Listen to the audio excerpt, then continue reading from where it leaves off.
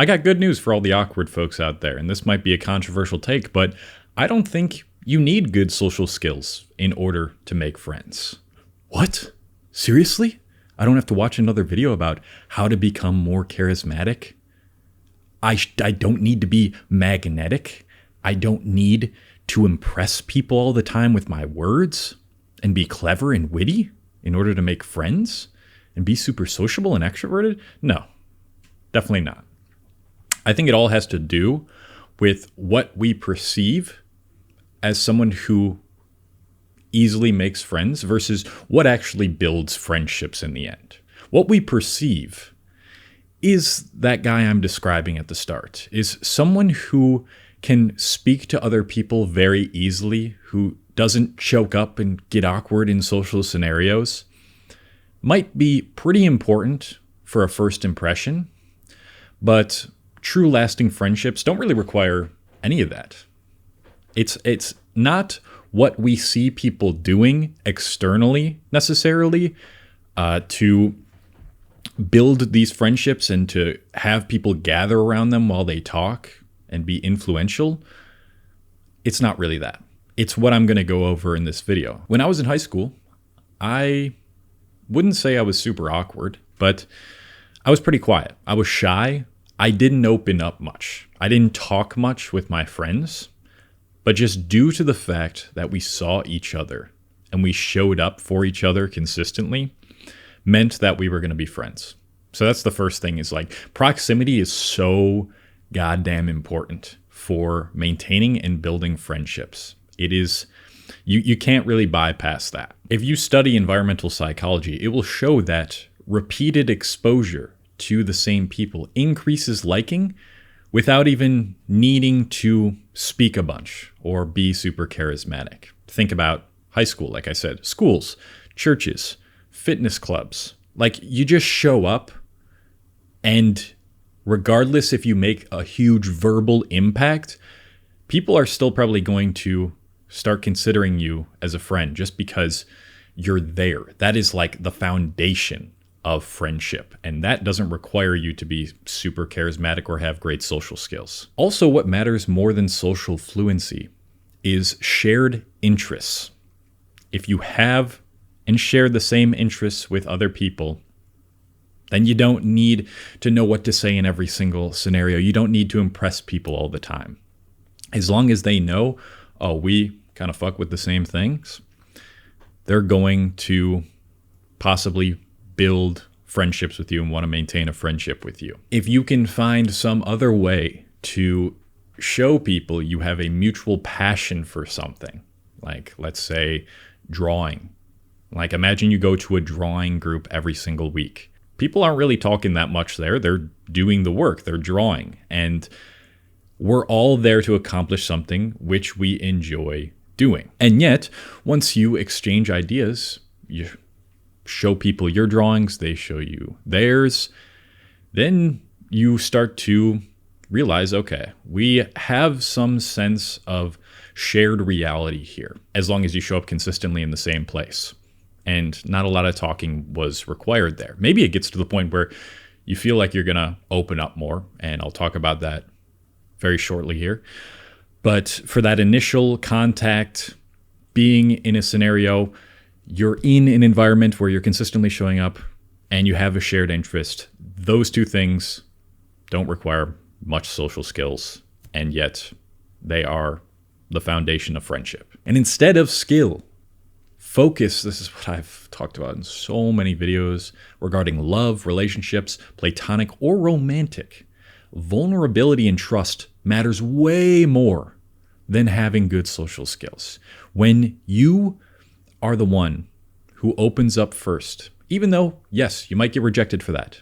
When people see more of you, that might scare them for a couple reasons. One, because they might be too afraid to do something like that, and when they see someone else getting vulnerable, it might create intentions that, oh, maybe I have to get to that point where I have to be vulnerable with this person, and that person might not be in an emotionally mature enough state to do so. And the second reason is that your vulnerability, what you put out there, what you say about what you've gone through, someone might just be like, well, this person is not like me, and therefore we shouldn't be friends.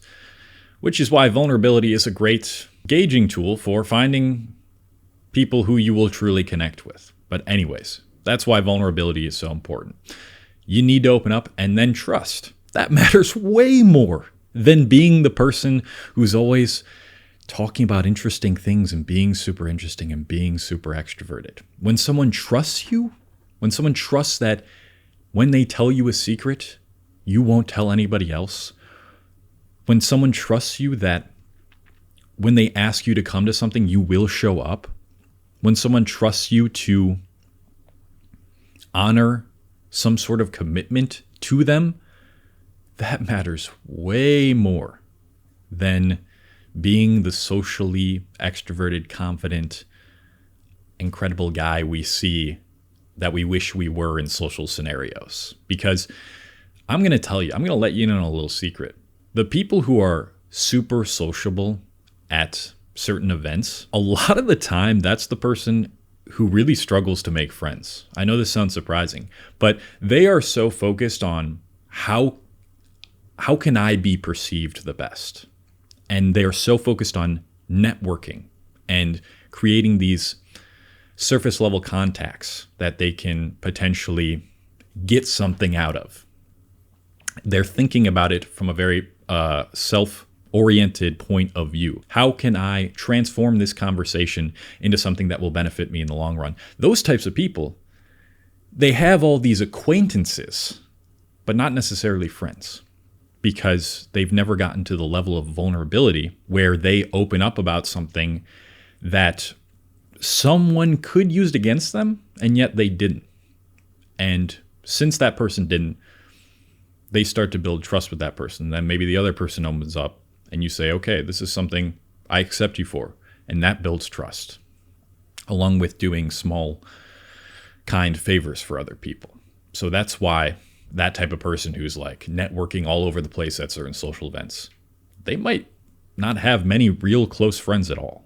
So vulnerability and trust matters way more than the skills you have to speak with people. Also, I don't know if you guys have seen this, but there's this meme floating around of like when the quiet guy in the friend group finally speaks up and everyone gets all hyped around it because he's funny or he just says something out of context or whatever. Why do you think that dude exists? Why are they friends with that guy when he doesn't have the social skills, when he's silent, when he's quiet, when he's awkward? Observe friend groups in real life even. There's always that one person who doesn't really say much, but is just there. Why? Because they're just genuine, nice, and likable. Simply being present and genuine, bro. Like that is... you don't know how far that goes. Being the person who will genuinely just listen to somebody, speak, and not judge them for what they're telling you.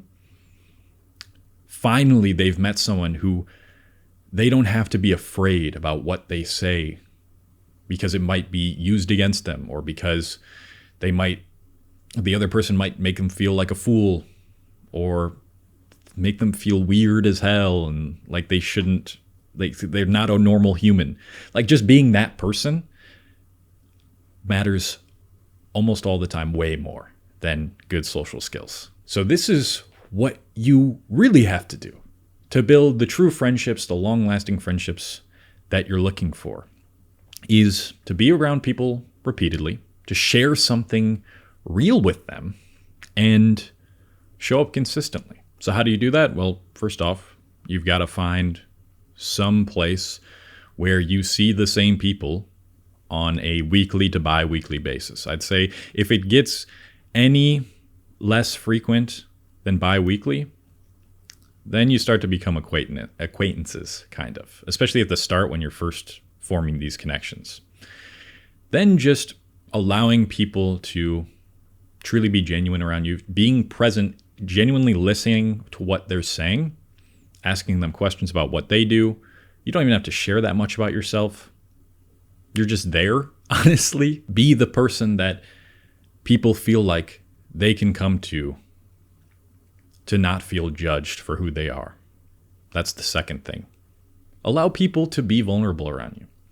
And that might require you to open up first. And I know that's scary.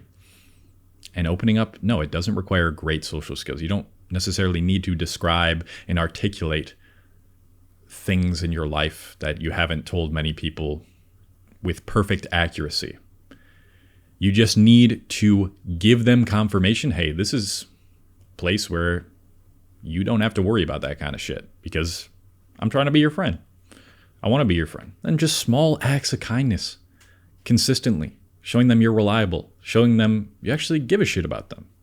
Every once in a while, shooting them a text. Whenever you think about someone and you're like, damn, it's been a while. I wish we were hanging out more, etc., etc.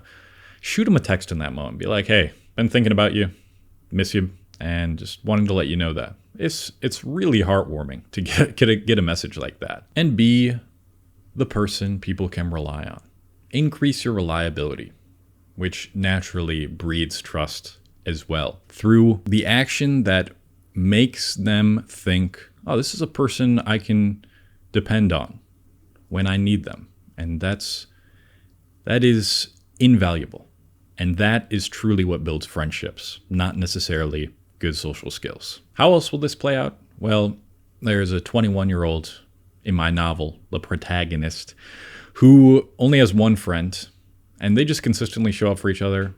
And this guy's pretty damn awkward at the start of the novel, and he has trouble talking to people, and yet he still has that one friend. This novel is going to be called Fractured Worlds. It is about a 21-year-old living in a post-pandemic world, our current world, who develops the ability to shift into a parallel reality. I've been really enjoying writing it. I'm about 60,000 words in, and it's going to be out early next year, hopefully. If you want to join me on the journey of writing the novel, then you can subscribe to my newsletter, which is linked in the description. And if you want to talk to people who will show up reliably, consistently on a weekly basis online, you can join my Self-Mastery School. We meet in a video call every weekend to discuss ideas like this, to hold each other accountable, to be the types of people we can rely on when shit's hitting the fan, and develop some really good friendships in there. So if you want to join that, the link is in the description as well. And that is it. Let me know your thoughts in the comments.